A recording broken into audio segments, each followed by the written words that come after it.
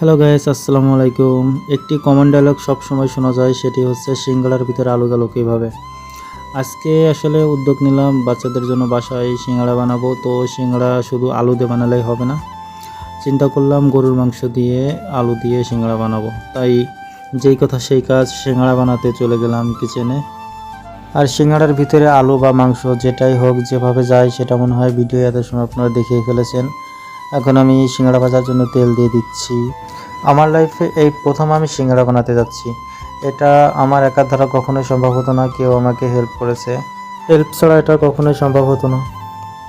সিঙ্গাড়ার ভিতরে আলু দিয়ে দিলে সিঙ্গাড়া হয়ে যায় না, আটা দিয়ে কামি তৈরি করতে হয়। তারপরে কত কি করা লাগছে এগুলো তো ভিডিওতে দেখতে পারছেন।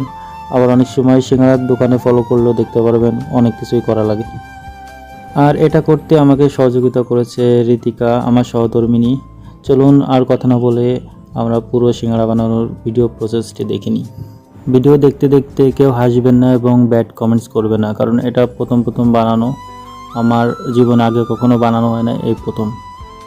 তবে খেতে অনেক মজার হয়েছে, বাচ্চারা খেয়েছে, আমি খেয়েছি। 30টার মতো সিঙ্গাড়া বানিয়েছিলাম, একটাও নেই। সবাই খেয়ে অনেক ভালো বলেছে।